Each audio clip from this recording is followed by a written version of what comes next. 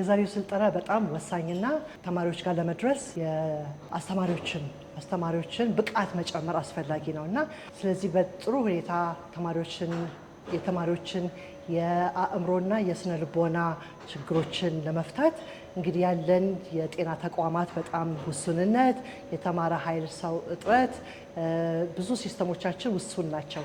ስለዚህ እነሱን ለመድረስ የወጣቱን ችግር አስተማሪውን ብቃት በመጨመር ተማሪውን እንዴት ማገዝ ይችላል የሚለውን ነው እንግዲህ ያየነው። ስለዚህ በካውንስሊንግ በተለይ ደግሞ ያልታየለት ነገር ያልተሰማለት ነገር ግን አስተማሪና ተማሪ ቅርብ ግንኙነት ስላላቸው በዛ አማካኝነት አጠቃላይ የትምህርት ምህዳሩ ውስጥ ማለትም በአመራር አካላይ ያሉትን በማስተማር ላይ ያሉትን የክለብ ኃላፊዎችን የስነ ተዋልዶም ሆነ የስነ ጾታ ስርዓተ ጾታ ኃላፊዎችን እንደዚህ የክበብ ኃላፊዎችን እነሱን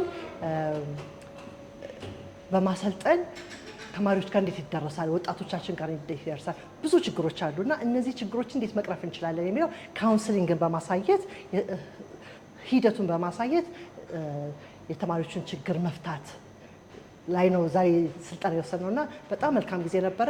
አስተማሪዎቻችን ብቁ ናቸው፣ በጣም መልካም ስራ የተነሳሱ ናቸው። ሪጆይስ አፍሪካም ይሄን በማዘጋጀቱ በጣም ትልቅ ደስታ ነው እውነት ለመናገር ያልታየ ነገር በቃ አስተማሪዎች ግን ጋር በመድረስ ተማሪዎች ጋር መድረስ ይቻላልና የወጣቱን ችግር ለመቅረፍ ጥሩ አጋጣሚ ነው ብዬ አስባለሁ። እሺ አመሰግናለሁ። ስሜ ብርቅነሽ ጸጋይ ይባላል። በአዲስ ከተማ ክፍለ ከተማ ከየካቲት 23 ሁለተኛ ደረጃ ትምህርት ቤት ነው የመጣሁት። የስራ ድርሻዬ ስኩል ጋይዳንስ ካውንስለር ነኝ። በተጨማሪ ደግሞ በትምህርት ቤታችን ውስጥ የስርዓተ ጾታ ክበብ ፎካል ፐርሰን ወይም ደግሞ ተጠሪ ሆኜ እሰራለሁ። ከባለፈው ስልጠናው ላይ በዋናነት ሁለት ርዕሶች ነበሩ። አንደኛው የሜንተርሺፕ ወይም ደግሞ የአማካሪነት ስልጠና ነበረ። ሁለተኛው ደግሞ በጄንደር ቤዝድ ቫዮለንስ በይበልጥ ደግሞ ከፍትህ ጋር ተያይዞ ነበርና ስልጠናው እጅግ በጣም ጠቃሚ ነበረ። እንዴት ሰዎችን መድረስ፣ እንዴት ማማከር፣ እንደገና ደግሞ አማካሪ ተማሪዎችን እንዴት መፍጠር እንደምንችል ተምረንበታል። በተጨማሪ ደግሞ በይበልጥ ሴት ተማሪዎች ያው ወንዶችንም ይጨምራል፣ ግን በአብዛኛው ተጠቂዎች ሴት ስለነበሩ ሴት ተማሪዎች ጥቃት ሲደርስባቸው እንዴት ስክሪን እናደርጋለን፣ ከሌሎች አካላት ጋር ደግሞ ሪፈራል ሊንኬጅ ወይም ደግሞ እንዴት አድርገን ሊንክ እናደርጋለን የሚለውን ነገር አሳይቶናል። ምን ያህል ደረሳችሁ? በመጀመሪያ 50 ተማሪዎችን ነበር አምና ለመምረጥ የሞከርነው። 50 መረጥን። ግን 10 ተማሪዎች ከዛ መካከል ወጣ ገባ እንደዚህ ስለነበረ ኢፌክቲቭሊ ግን አብረውን የቀጠሉት ወደ 40 የሚሆኑ ተማሪዎች ነበሩ። እንደውም በጣም የሚገርምህ ትላንትና ራሱ ሜንተርሺፕ ላይ ሁለተኛ ዙር ስልጠና ያንኑ ስልጠና ለነዚህ ተማሪዎች ደግሞ ትንሽ ሰፋ አድርገን ድጋሚ ሰጥተናል። ምን ያህል ሄዳችሁበታል? በጣም ስለጠቀመን ቅድም እንዳልኩክም ብዙ ለመሄድ ጥረት አድርገናል። የተወሰነ ርቀት ድረስ ሄደናል። ቢያንስ ምንም ያልነበረ የተማሪ አማካሪ እንዲኖር ማድረግ አንድ የመጀመሪያው ስቴፕ ነው። እነዛ ተማሪዎች ደግሞ ምን አደረጉ መሰለ? ክፍላቸው ውስጥ የሚሰሙት የሚያዩት ችግሮች ነበሩና እነሱን ችግሮች ደግሞ ይዘው እንዲመጡ አድርጓል ማለት ነው። ስለዚህ ምን ያህል ርቀት ቢያንስ ትንሽ ስቴፕ ተማሪዎችን መፍጠሩ ያጥሩ ነገር ነበረ ብለን እናስባለን። የዛሬው ስልጠና እጅግ በጣም አስፈላጊ ነው። ምንም እንኳን ሜንተርሺፕ ላይ ብንወስድም የዛሬው ደግሞ ይበልጥ በጣም በጥልቀት ካውንስሊንግ ላይ ነው። ካውንስሊንግ ምን ማለት ነው? ስቴፖቹ ምን ይመስላሉ? እንዴት አድርገን ነው ሰዎችን የምንቀርበው? ምን አይነት ባህሪዎች ሊኖሩን ይገባል የሚለውን ይበልጥ እንድንላበስ አድርጎናል። ስፔሻሊ ደግሞ ተማሪዎችን ወይም ደግሞ እኛ የምናገለግላቸውን ሰዎች ስንቀርብ እንዴት ነው መረዳት የምንችለው?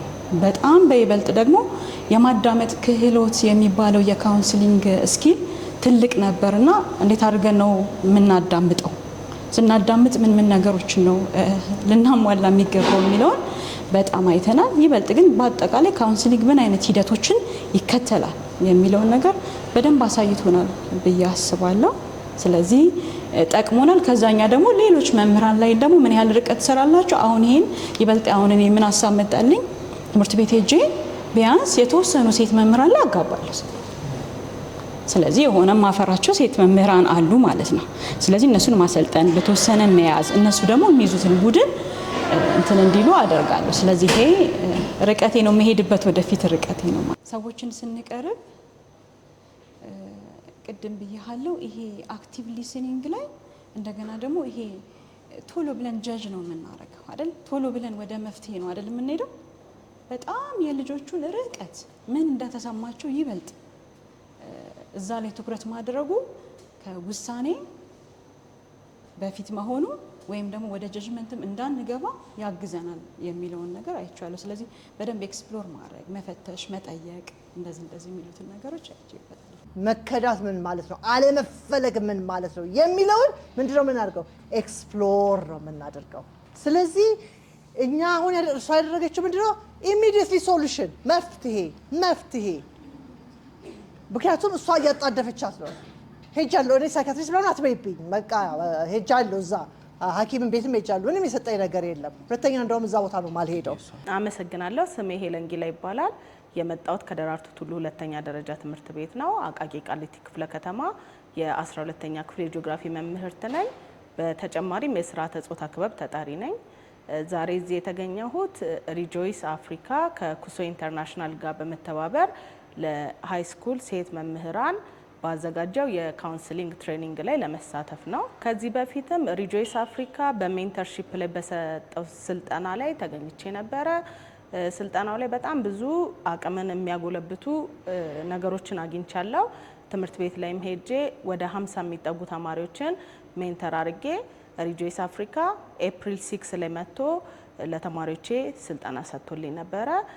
ስለዚህ ተማሪዎች ሞር ወደ እኔ እንዲቀርቡ ከመምህራን ጋር በኢንተግሬሽን እንድሰራ ከስልጠናው በኋላ ያገኘሁት ነገር ነው እና በጣም አግዞኛል። እኔም ብቻ ሳይሆን ብዙ ተማሪዎችንም ማትረፍ ችዬበታለሁ። ኢምፕሊመንት ያደረግነው አክሽን ፕላን ሰርተን ነበረ ከዚህ በፊት የነበረው ትሬኒንግ ላይ እና በአክሽን ፕላኑ መሰረት መጀመሪያ ተማሪዎች እንዴት ወደኛ ይመጣሉ የሚለውን ሂደት ውስጥ ለመግባት ተማሪዎችን አሰስመንት ነው በኦብዘርቬሽን የጀመርነው እና ወደ 50 የሚጠጉ ተማሪዎችን አሰስ ኦብዘርቭ ካደረግን በኋላ ሰዓት በመከፋፈል ተማሪዎች ኬዝ ይዘው ይመጡና ማዳመጥና ሞር ያላቸውን ችግር እንዲነግሩን በእቅድ መሰረት በአክሽን ፕላን ላይ ያስቀመጥኳቸውን ነገሮች ነው ወደ ፕራክቲካል ይቀየርኳቸው። ስልጠናውን ካገኘው በኋላ ለተማሪዎቼ ብቻ ሳይሆን ለእኔ በጣም ብዙ ነገርን እንዳዳብር አድርጎኛል።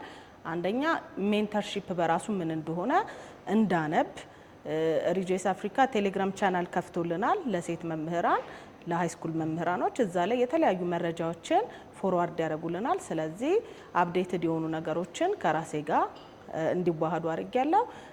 እውቀት ላይ የተመሰረተ ተማሪን የማገዝ ስራ ላይ ተማሪዎችን ሰፖርቲቭ እንደሆነ አድርጎኛል።